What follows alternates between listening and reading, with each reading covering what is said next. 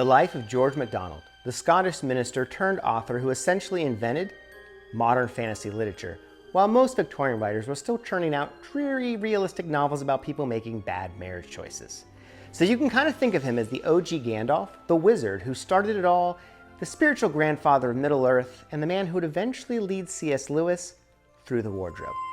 So imagine it's 1824. Queen Victoria hasn't even taken the throne yet. The Industrial Revolution is transforming Britain, and in a little town called Huntly, baby George MacDonald makes his debut. He's born into a family of Scottish Highlanders. Now think less Outlander romance and more hardworking farming folk with a lot of sheep. So young George, he grew up in a world where Celtic myths and stern Calvinist preaching, they competed for mental real estate. Now the MacDonalds weren't exactly rolling in Scottish pounds, but they were rich in something else: stories. George's father loved books, and his grandmother was a treasure trove of Celtic tales and local legends. It was like growing up with one foot in the Bible and another in a book of fairy tales. Spoiler alert, this combination would later prove to be literary dynamite. It's as if God is into stories. Now, young George wasn't content to stay in the Highlands forever. He headed off to King's College in Aberdeen, where he studied the classics and probably consumed an unhealthy amount of beer. But here's where things get interesting. Instead of becoming a proper Scottish businessman or lawyer, MacDonald decided to become a minister. It was like choosing to become a poet when your parents wanted you to be an accountant, respectable enough, but that's not exactly the path to riches. But wait, here's the plot twist. Because after graduating, getting his first gig as a congregational minister, MacDonald discovered that his congregations weren't exactly thrilled with his, shall we say, creative interpretations of Christianity. They wanted fire and brimstone, and he gave them universal love and fairy tales. It was like Andre 3000 showing up to a heavy metal concert with his flute. And so the 1850s, they weren't kind to our hero. He was forced out of his ministry position. Turns out suggesting that pagans might not all be headed for eternal damnation was a bit too spicy for Victorian congregations. And so he found himself with a growing family, failing health, and a bank account that was emptier than a church on Super Bowl Sunday. So what's a struggling ex-minister to do? Write, of course. And so he turned to his pen to feed his family. He produced poems, novels, and most importantly, fantasy stories. It was like he took all those Celtic tales from his grandmother, mixed them with deep spiritual insights, and created something entirely new. And the Victorian literary world, they didn't know what to do with it. And so here's where MacDonald really starts cooking with gas. In 1858, he published his Fantasies, a groundbreaking adult fantasy novel that reads like a fever dream had a baby with a spiritual awakening.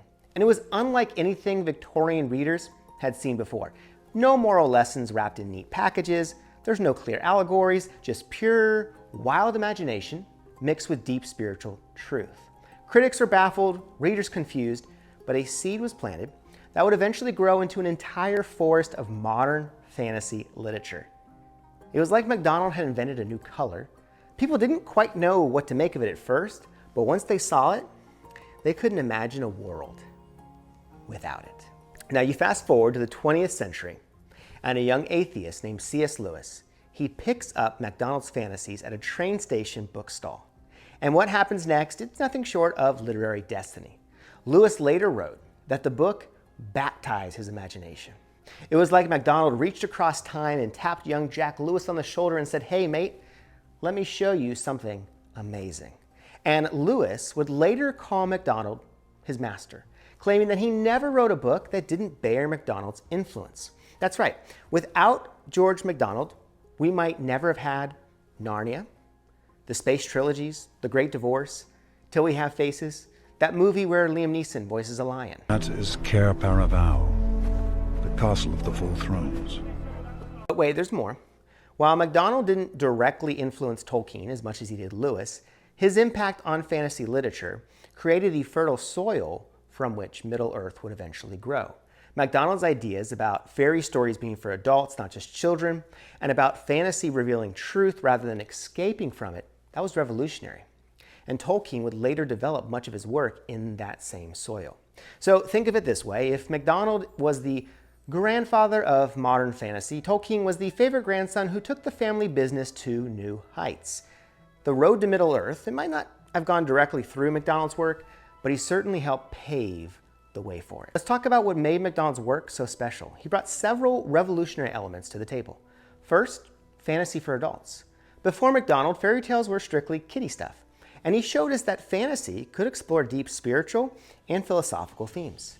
And then he created complex, multi-level narratives that worked on multiple levels. And then non-allegorical symbolism. Unlike simple allegories where everything stands for something specific, MacDonald's symbols were more like living things that could grow new meanings.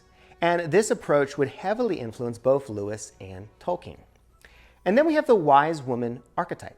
He created powerful, mysterious female characters, which influenced not just Tolkien and Lewis, but also many modern fantasy writers today. It also challenged Victorian gender roles while he was at it. And then Nature is Sacred. He portrayed the natural world as filled with divine meaning, influenced the environmental themes in Tolkien's work, created a tradition of fantasy literature that respects and celebrates nature. But MacDonald wasn't just revolutionizing literature, he was also stirring up the theological pot. His religious views were about as popular with Victorian church authorities as a vegetarian at a Scottish beef festival. Here are some of the things that MacDonald believed in. First, universal salvation, which means eventually everyone will be saved. The essential goodness of God's creation, the power of imagination as a spiritual faculty. The idea that God's love was far more important than God's judgment. Now, these ideas, they got him into hot water with the religious establishment, but they also made him a kind of underground spiritual guru. It was like he was running a theological speakeasy where people could drink deeply of ideas that weren't being served at mainstream churches. The password was Inklings. Now, while MacDonald was busy inventing modern fantasy and rethinking Victorian Christianity, he was also raising 11 children with his wife. That's right, 11. It was like running a small school while also trying to revolutionize literature and theology. And despite several constraints, financially, health problems, tuberculosis was an unwelcome lifelong companion, he managed to write 50 books, raise a large family, travel and lecture, maintain friendships with literary giants like Lewis Carroll. He influenced entire generations of writers and thinkers. How did he do that? Well, he really did it because of everything his wife did.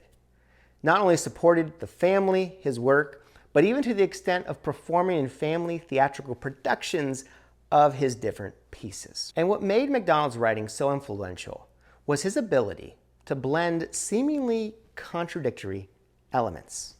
You had Celtic mythology with Christian theology, romantic imagination with spiritual truths, children's stories with profound philosophical insights, natural and supernatural worlds, and then reality and fantasy.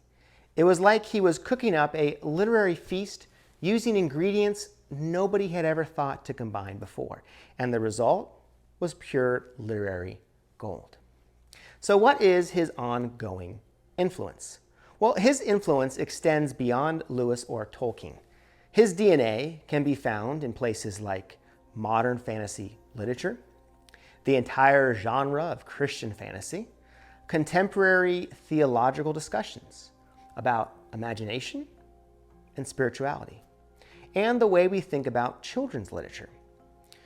And then, of course, current debates about the relationship between faith and imagination. It's like he planted a garden that's still growing new variations of flowers and trees today. So why does MacDonald matter now? Well, in our current age of spiritual seeking, environmental crisis, gender role questions, interests in fantasy and imagination, debates about religious inclusivity, his ideas seem more relevant than ever. He was like a Victorian time traveler who somehow understood what the 21st century would need.